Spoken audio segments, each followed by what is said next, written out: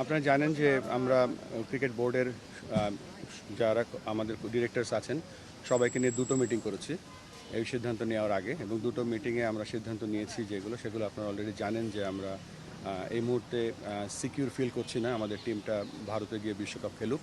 তো আমরা আইসিসিকে চিঠি লিখেছি এবং চিঠিতে আমরা পরিষ্কারভাবে জানিয়ে দিয়েছি আমরা কি বলতে চাচ্ছি, কেননা আমাদের কাছে মনে হচ্ছে সিকিউরিটি একটা বড় কনসার্ন এবং সেটা ফলো করছি। আমরা আইসিসিকে মেল পাঠিয়েছি এবং আমরা সাথে সাথে তাদের কাছ থেকে একটা মিটিং করার জন্য তারা আমাদেরকে বলবে খুব তাড়াতাড়ি, সেখানে আমাদের কথাগুলো আমরা এক্সপ্রেস করব। বাট ইমেলটা পাঠিয়েছে তার রিপ্লাইয়ের উপরে নির্ভর করছে আমরা পরবর্তী পদক্ষেপ কী নেব।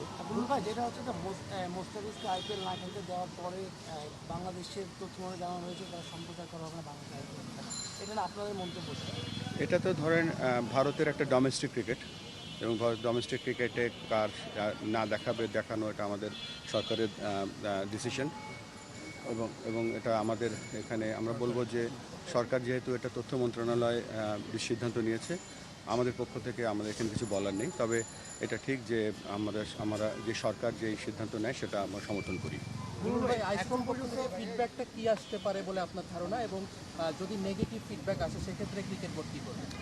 আমরা তো জানি না কি ফিডব্যাক আসবে, তবে আমরা যে ক্লজগুলো দিয়েছি সেগুলো উইদিন দি এমপিওর মধ্যেই আছে। বিসিসিআই থেকে কি আপনাদের সাথে কোনো যোগাযোগ করা হয়েছে এখন পর্যন্ত যে এইসব বিষয়গুলো? বিসিসিআইয়ের সাথে আমাদের যোগাযোগ নেই। আমরা আইসিসির ইভেন্টের জন্য আইসিসির সাথে যোগাযোগ করেছি। দায়িত্ব ভারতের ক্রিকেট বোর্ডে বলি আমরা, আইসিসি বোর্ডের দায়িত্ব জয় শাহ, তিনি ভারতীয় মানুষ, সেক্ষেত্রে বাংলাদেশের প্রেক্ষাপট ভারতীয় তারা কি বিষয়গুলো দেখবে প্রাধান্য দিয়েছে? না, এই ব্যাপারে আমি কিছু জানি না। ভাই, এই যে ভারতের সঙ্গে বাংলাদেশের এই যে টানাপোড়েন, এটা নিয়ে কি তারেক রহমানের সঙ্গে কোনো আলোচনা হয়েছে বা কোনো দিক নির্দেশনা? না, আজকে তো আমরা শুধুমাত্র শোক বইতে লিখতে এসেছিলাম। এই প্রসঙ্গে আমরা এখনো আলোচনা হয়নি। ভবিষ্যৎ দুদেশের ক্রিকেট সম্পর্ক নিয়ে কোনো ভাবনা আছে কিনা? কারণ তাদের সাথে সামনে একটা সিরিজ, না, এটা তো আমরা তো দুদেশের ক্রিকেট তো এটা বাইল্যাটারাল সিরিজ যেগুলো হবে, বিশ্বকাপে খেলা হবে, এগুলো একটা ব্যাপার, আর বিশ্বকাপে খেলতে যাওয়া আর সিকিউরিটি আরেকটা ব্যাপার। সো আমরা আপাতত বিশ্বকাপের যে ব্যাপারটা আছে সেটা নিয়ে আমরা চিন্তা করছি।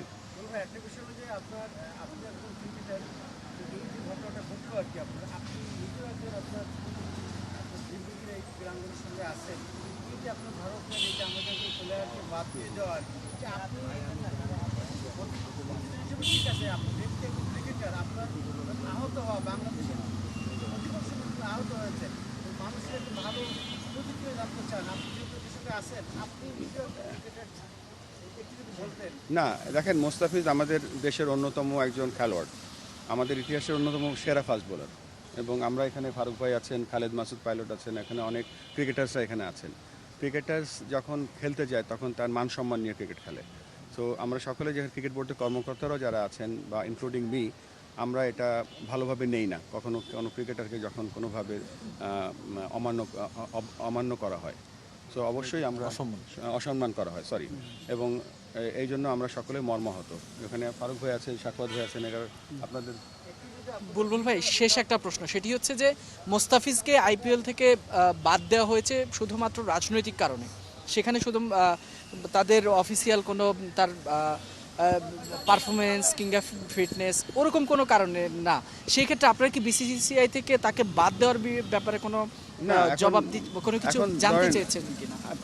আইপিএলটা হচ্ছে বিশ্বকাপের পরে, ফিটনেসের কোনো কারণে নেই। যদি ফিটনেস থাকেও, মোস্তাফিজ তো বিপিএল খেলছে একেবারে ফুল ফর্মে। সো এখানে এর থেকে বেশি বলার কিছু নেই, এটা ফিটনেস কোনো ব্যাপার না। ছোট্ট একটা জিনিস যোগ করি আমি, আসলে বিসিসিআই কিন্তু কেকেআরকে চিঠি দিয়েছে, এটা কিন্তু আমরা একদমই পার্ট না, মানে কেকেআরকে বলেছে ওকে দলে রাখতে না, এটা কিন্তু আমাদের বোর্ডকে কিছু জানায় নাই। ও তো রাজনৈতিক কারণেই, রাজনৈতিক কারণে এটি আমরা সবাই মানে এটা খুবই অত্যন্ত দুঃখিত যে একটা রাজনৈতিক কারণে একটা ছেলেকে, এত ভালো ক্যালিবারের একটা প্লেয়ার যে তার অনেক কিছু দেখাতে পারতো এই আইপিএলে, সেটা করতে পারিনি, যেন আমরা দুঃখিত সবাই। এবং এটা আপনি জানেন, শুধু মানে আমরা তো অবশ্যই দুঃখিত, প্রেসিডেন্ট বলেছেন অলরেডি। আপনি সচিন তেন্ডুলকর বলেন, বিরাট কোহলি বলেন, সবাই কিন্তু তাদের টুইট করেছে তাদের জায়গায় যে খেলার মধ্যে একজন সর্বোচ্চ প্লেয়ার যে তার নৈপুণ্য দেখাতে পারছেন, এটা খুবই দুঃখজনক একটা ঘটনা। সেটা আমরা কেউই আসলে মেনে নিতে পারি না।